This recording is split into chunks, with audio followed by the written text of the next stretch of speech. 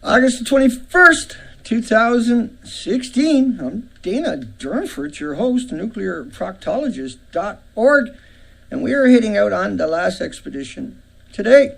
We set sail. We're still $1,500 shy, but we have a couple of weeks, 3 weeks the whole expedition is going to last. We're going all the way up to Alaska, and so we're very happy. I just want to make sure I get that out there early in the video. Links are below the video to donate. And over the next couple of weeks, we're going into every community on the way up the coastline. We're going to set it up to do a presentation on the way back down the coastline. So it's 3 communities, 4 communities a day on the way up. Find the contacts, set up a public event there. And then when we get to Alaska, I'll have to spend an extra day because it'll take them at least a day to do the presentation. But I can assure you I'll be doing a presentation in these communities. They're not getting away from me. And we're going to record that, encourage them to Twitter it, Facebook it, tweet it, share it with the community. We're going to give them copies of the streams, of the presentations, and encourage them to share that with all the communities and all the people coming through. And we are going to have a conversation. We are going to be talking about Fukushima till the end of time. We might as well start now. And that these people have silenced the majority of this planet for too long. 5 years too long. They've lied and manipulated and deceived us and murdered us and sentenced us to a hellish future for our loved ones, and then nothing but misery machine because of it. You can't eat the fish out of the Pacific Ocean. We have done 5 expeditions. This is Banfield. They have 71 research institutions here. They are put up on a pedestal as a major research institute. But let's have a look at what they're researching. Let's see why out in front of Banfield, which is what you're looking at right now. Let's look at the shoreline. Now, anywhere on these coastlines, and we covered this in a 10-hour stream on Friday. And so no matter where you go, and I got to raise my chair up for some reason. I was smurfing around. Lower it down, move it over. Shift it left, shift it right. Here we go. Now, that whole shoreline, we've done it in the coastline. And so good weather, what you're looking at right now, you can see we're right up on the shorelines. We've done this whole area. We counted no more than 12 species total, but no more than 4 or 5 to 6 species in any given spot. So we have 260 days, 15,000 miles under our belt. The documentation is up at the Nuclear Proctologist. What we're looking at, what we're talking about is an extinction event from Japan's melter reactors. It's an extinction event. Now, does Banfield have 71 research institutions sitting around because they want to study? Wait for it. So which picture coming up? Maybe. There you go. Which picture would those research institutions be there to study? The one on the right or the one on the left? Now, if you're going to be a marine biologist, you're going to a research called Banfield Marine Research Institution with 70 universities supporting it. Do you think they set up that facility and are there to study the pictures on the left or the pictures on the right? Now, if you think it's the pictures on the right, then you're wrong. But if you look at the documentation from last year to September 2015, September the 16th, of that coastline, you see that this is what 70 institutions are now studying but never told you, never bothered to inform you that all the species are missing. And let me show you what it should look like throughout the whole coastline. It should look like this, which is my zoomed in. Hang on. So instead of looking like this is what the coastline of Canada looks like. Instead of looking like that, it looks like this. Instead of like this, everywhere you go, just a wonderful, incredible, unbelievable, unimaginable, inconceivable. Just like, that's magic. Every millimeter is jostling with life. Every centimeter is many, many, many times amounts of life you will find in a house. Look at how rich and vibrant and incredibly diverse this environment was. So then why doesn't Banfield come out and tell you it now looks like that? Why doesn't Banfield tell you like that? If you want to see the 1,300 pictures I covered in the 10-hour live stream at Beautiful Girl by Dana on YouTube, it's sitting there waiting for you. The first 3 hours will cover Banfield, the before and after, of the whole coastline. So what we got to do is, we got an extinction event. They're not going to tell you the truth. There's 70 institutions at Bamfield that have failed you. And some of these institutions, let me show them to you. I can get everything to rock and roll like it wants to rock and roll, but because I'm shifting. So there's Bamfield. I'm right there in Bamfield. We went out there in Bamfield, British Columbia, on the west coast of Vancouver Island, one of the most beautiful places was imaginable. And where's that picture? But yet this research institute is studying the exact same spot and never told you those are missing. And so let's look at that. Who is it? It's University of Victoria on your left-hand side. It's Simon Fraser University, UBC, is also there. The University of Calgary and the University of Alberta are the main ones. But how come they never bother coming out and telling you it's supposed to look like that? And that what I showed you, and let me come back to this, the GPS. And so did I fake a couple of 100,000 pictures of the coastline?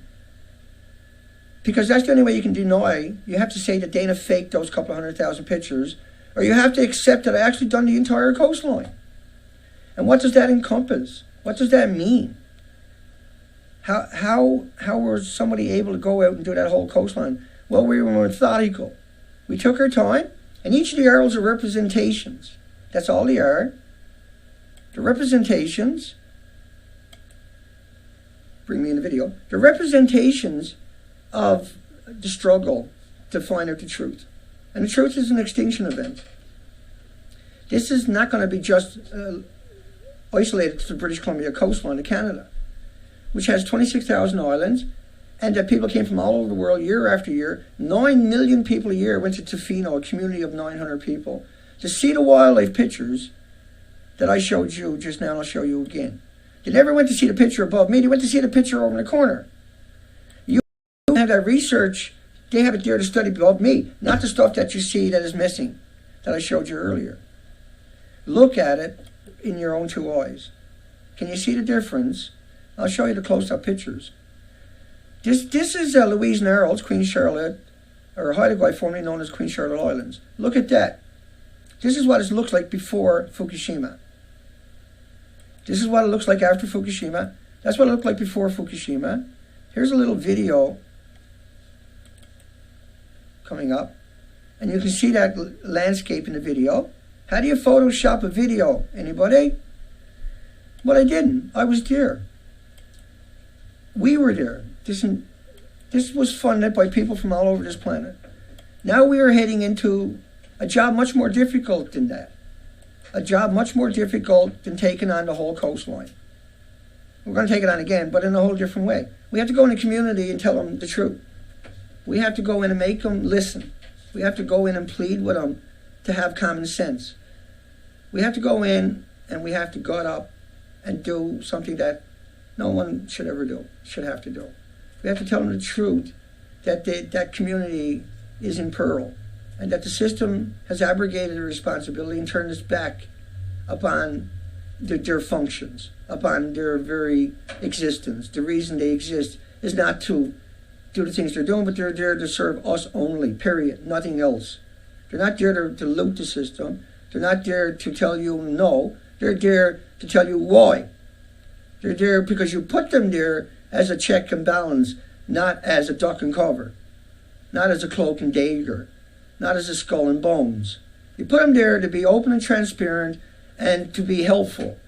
You gave them the money, the authority, the equipment, and the ability.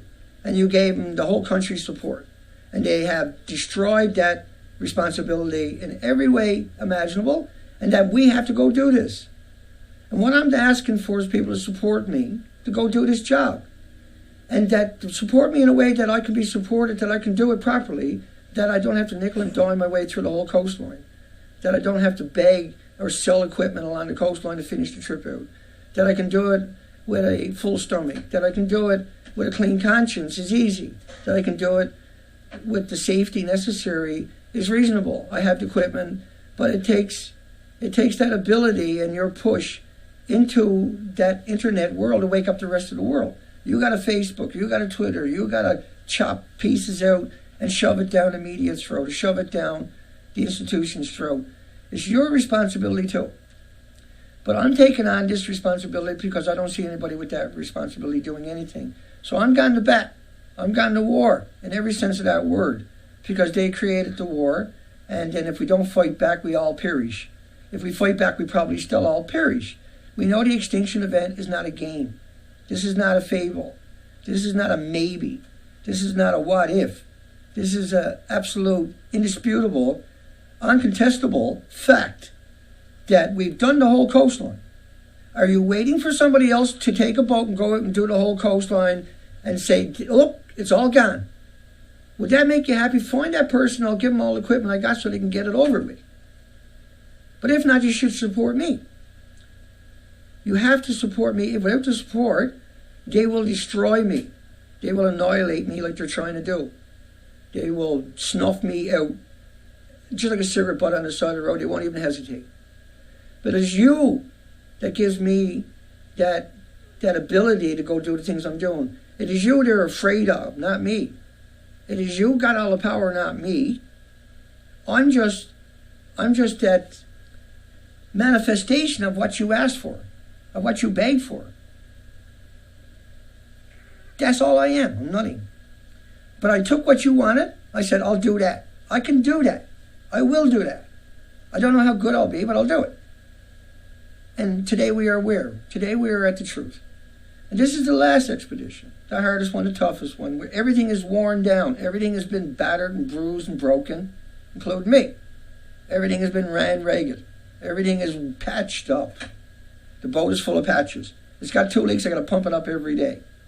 The Zodiac will deflate in about 6 hours if I don't. The little one, you can't, the motor, the seats won't stay there, and within 12 hours, you got to get it and pump it up again. So, like, it's constant, endless breakdowns. We fixed them all. Everything is on its last legs. And now, for the last number of weeks, I've went through everything on the boat. I've repaired just about everything except for the searchlight. But I have a handheld searchlight. I couldn't find a bulb. I'll find it on the mainland island. So I'm in good shape. We're good to go. We got a kicker. The kicker's perfect, so we're not worried about it.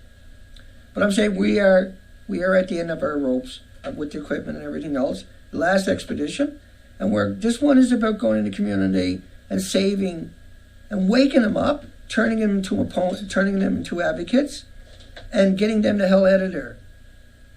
This is about coming to. See, I shouldn't have to do anything I'm doing. I shouldn't have to make a documentary. I have a film crew here right now, by the way, from Belize, is going to enter this. They showed up and decided that this, and we talked to them many times, but they showed up before we went out this time because they understand the importance of the last trip, the significance of it. They've watched it and recorded with unfettered access in my home. Because I think that's important, that in case they do destroy me or kill me or there's an accident and I don't come back, that the story got told. The real story got told. That I'm just a humble, normal, everyday Canadian who said, I'm not going to sit here and take it from a bunch of thugs. I'm not going to sit here and take it from the straw men out there. I'm not going to take it from the robber barons. I'm not going to be submitted. I'm not going to be coerced. I'm not going to be bought off. I'm not going to be bought out. That my integrity will be my legacy. My legacy. It'll be your legacy. And that this time we have to do the hardest job imaginable. I'd rather go up against hurricanes. I'd rather go up against raging seas all day long than do what I'm doing.